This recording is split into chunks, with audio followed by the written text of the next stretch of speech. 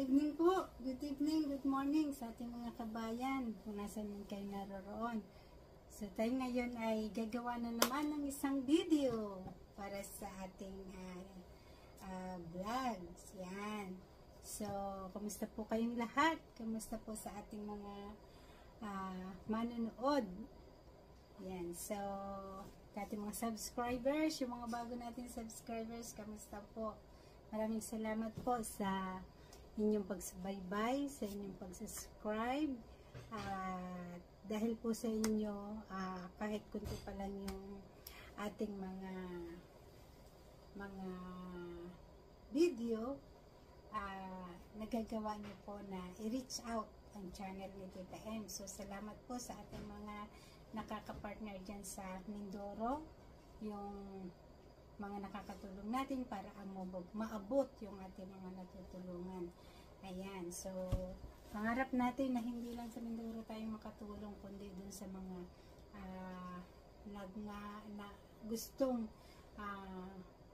gusto nating maabot sa ating pagbablog. Ayan. So ngayon ang ating gagawin content ngayon ay ang ating photos. Yan, ang ating photos na talaga namang medyo tumataas na. So ang gagawin natin, bumili ako ng ganitong pot para hiwa-hiwalayan natin. Ayan. So itong pot na to, bumili ako, magkasama na siya para hindi siya umano yung tubig.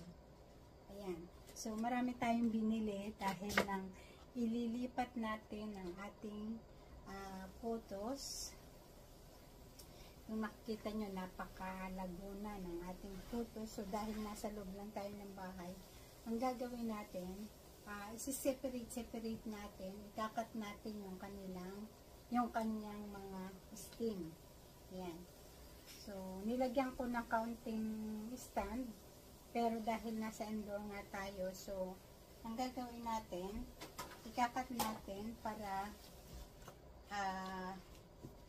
mas maganda yung tubo niya. Kasi pag ganito nakahaba, hindi na siya nakikita yung pagka-green niya. Hindi na natin na nakikita yung kagandahan niya. At isa pa po, ang halamang ito ay napakaganda sa loob ng bahay, lalo na sa mga beginners. Ayan. So, ilagay nyo lang sa tubig, putulin nyo lang sa kanilang mga stem, ilagay nyo sa tubig, at napakadali nilang mag-ugat. Yan, katulad nito. Yan, meron na siyang mga pag-uugatan. Yan, dahil nasa sobrang haba na ating puputulin, napakaraming paso nito pag ating naputol. Yan, tingnan nyo pag maliit pa lang yung sinimulan niya, ang ganda ng pagka-green niya. Ganda ng tubo niya. Pero pag siya ay humaba na, lumago na, so yung kanyang stem namamayat ng ano niya. Kaya ang gagawin natin, puputulin natin, isi-separate natin. Yan. So maganda rin dito sa loob ng bahay kasi nagiging air purifier natin. Yan. So kung makikita nyo ang aking halaman dito sa likod, talaga namang matagal na sila sa akin. So ang nangyayari lang talaga dahil nga sa sobrang mahal ng mga halaman, ang ginagawa natin niriripat, gugupitin natin siya ng siguro mga ganito yan, ito. Gupitin natin siya ng ganyan.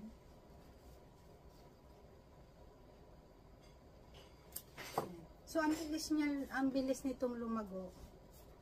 Ang bilis humaba. Meron pa akong isa doon na inilipat ko din before. Ito.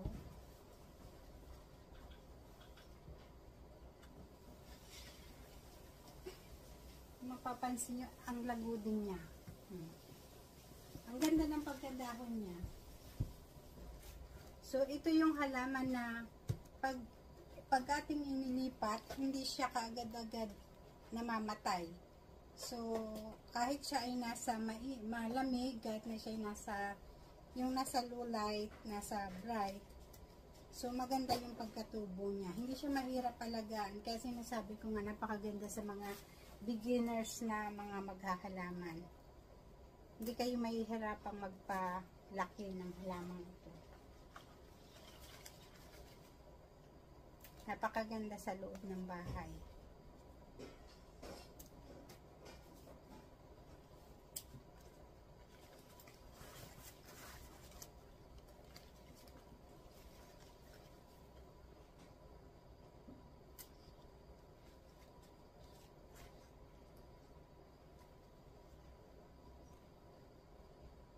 Puputol-putulin lang natin sa stem ng ganyan.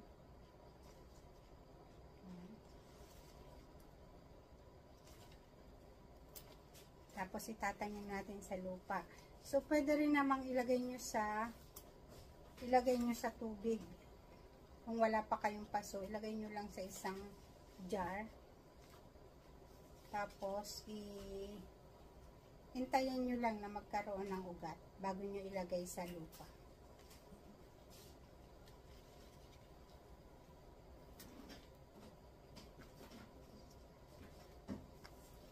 So, ito yung ating pinagkunan. Medyo gaganda siya kasi nawala na yung bigat sa kanyang katawan. Nawala na yung bigat na kanyang dinadala. Ayan. So, ito yung ating mga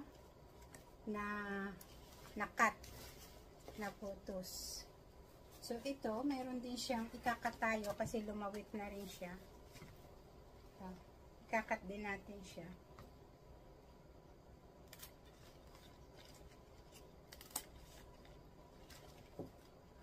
Nagiging gubat kasi yung ating loob ng bahay pag hindi natin inayos ang ating halaman.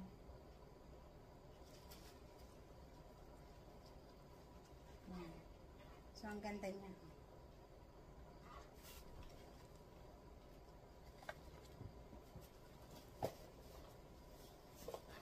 Nakatuwa yung kanyang pagkakatubo.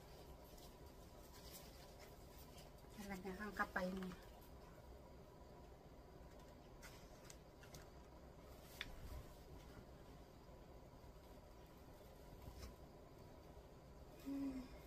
So, bago tayo mag-ano ng lupa, tayo ay maglalagay ng gloves kasi ito yung habit natin lagi pagka tayo ay maghahawak ng lupa.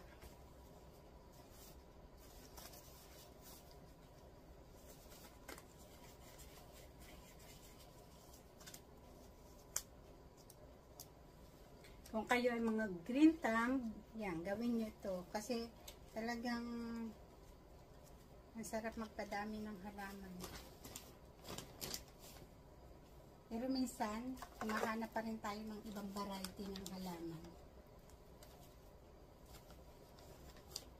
Pero sabi ko nga sa inyo, dyan sa mga beginners, kung gusto nyo maghalaman, magkaroon kayo ng halaman sa bahay, umpisahan nyo dito sa, dito sa money plant, dito sa photos.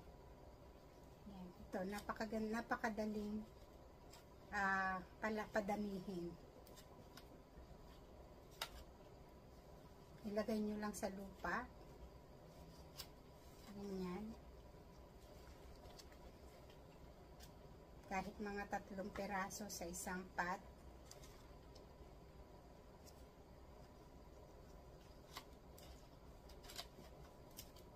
Ayan. Tapos, diligan nyo ng konti para kumapit yung lupa sa kanilang ugat. Konti lang. Para lang kumapit.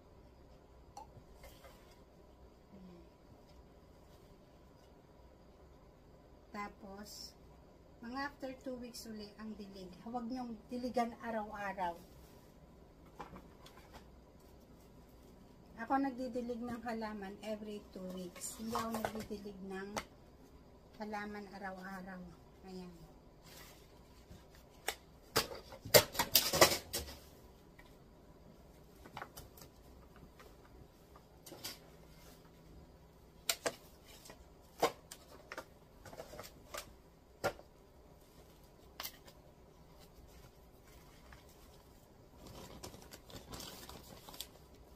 nilalagay nating lupa dito yung potting mix na, yung ready to use na. Hindi na tayo naghahalo ng mga pataba. Mamibili tayo ng lupa na nakabag na.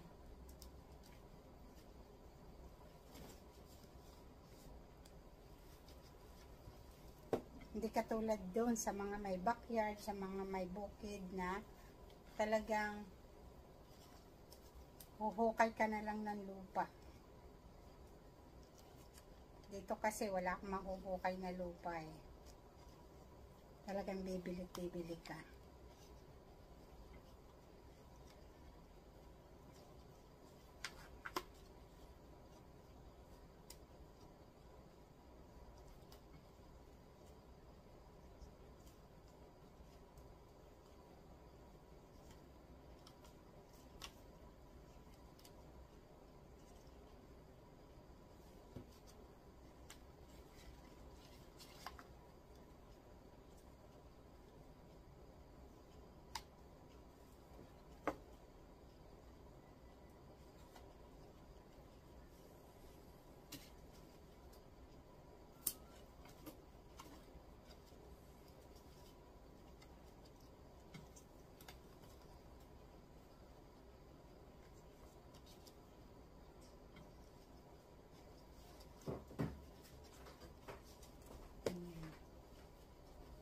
Papansinin nyo, parang nakahiga na lang siya, pero pag lumaki na siya, pag nagkasuloy na siya, ang ganda niya tingnan. Ganun din ang nangyari dito sa aking mga itinanim na ito.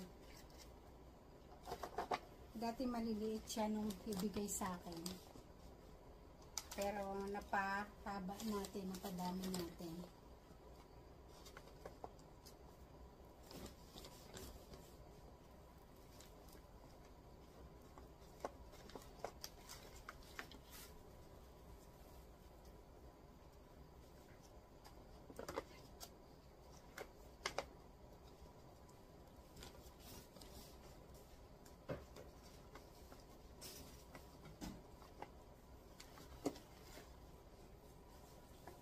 Sabi nila, bakit daw may time pa ako sa halaman, sa daming ginagawa. Ang lahat po ay may time kung bibigyan natin. Lahat magkakaroon tayo ng panahon.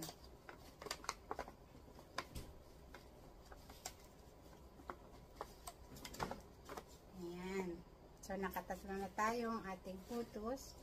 So, bali makakagawa pala tayo ng 5. Mga 5 paso doon sa ating pinutol.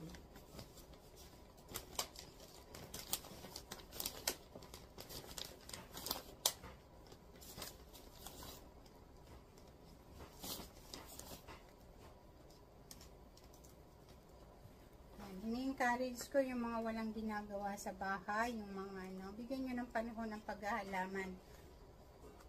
At dito, magkakaroon kayo ng yung parang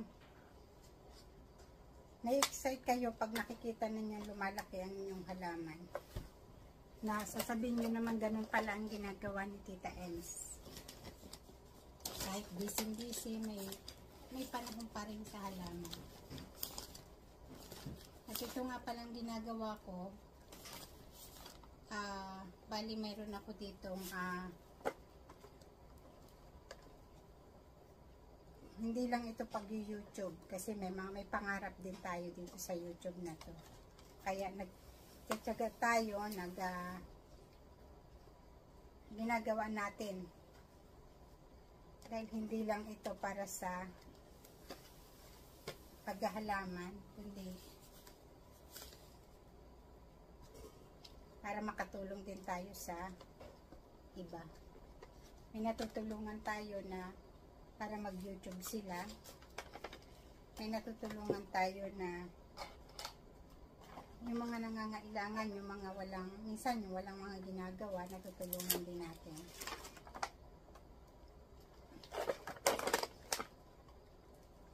Minsan nabibigyan natin ng halaman yung mga gustong magsimula nabibigyan natin sila ng pansimula.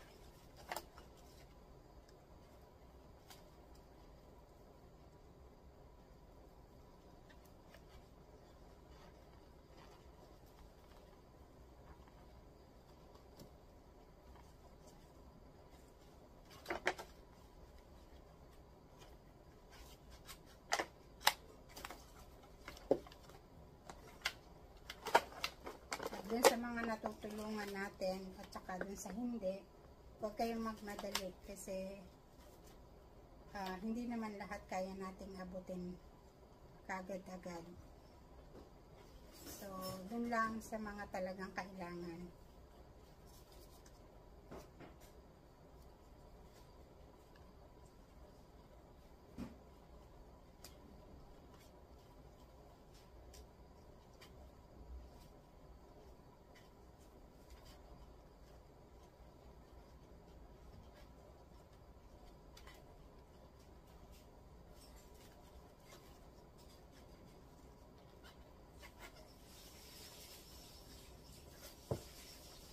Ayan, so nakalimot tayong paso. Ayan. So, didilagan natin sila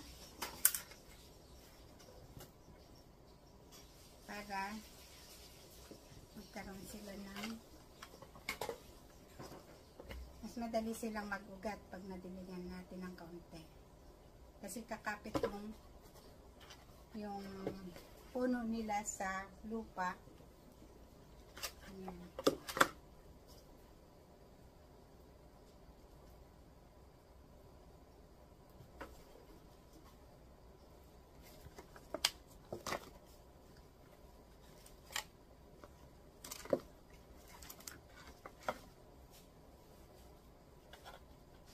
Ito yung ating photos at tinatawag din na money plant. Ayan. Tinatawag din siyang money plant.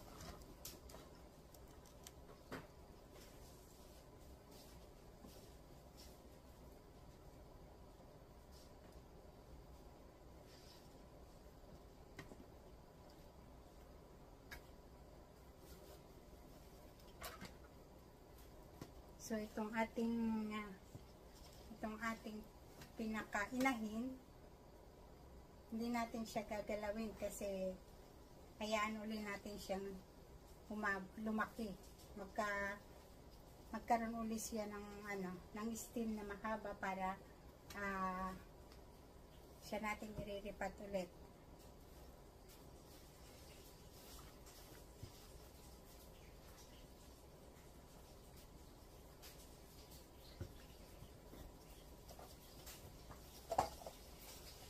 Ayan. So, ito yung ating halaman. Ito yung ating panibagong content na sa paghahalaman natin, minsan kumikita din tayo, minsan nakakapagbigay tayo, at sa ating kinikita na ibahagi natin sa iba.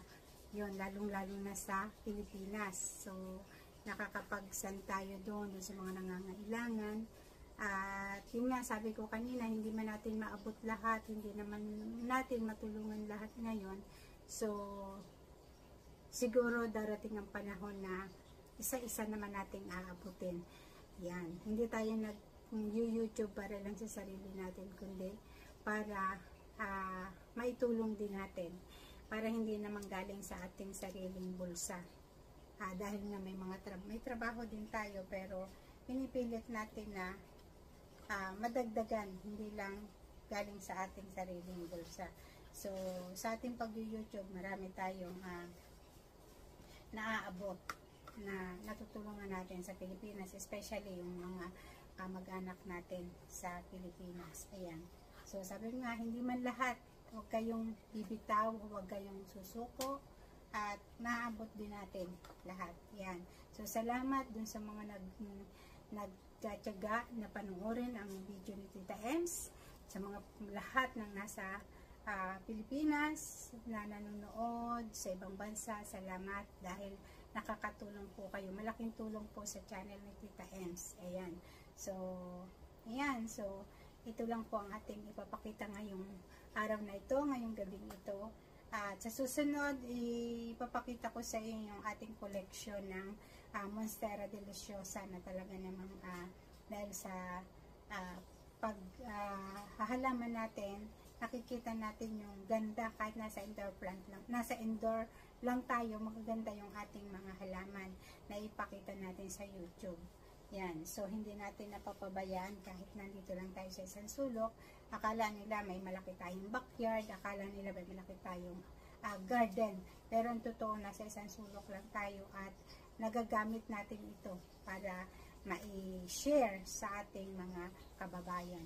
Ayan, so maraming salamat po, and please subscribe, like and share, and yan, sa susunod pong mga video ni Tita Ens. God bless everyone, magkita-kita po tayo.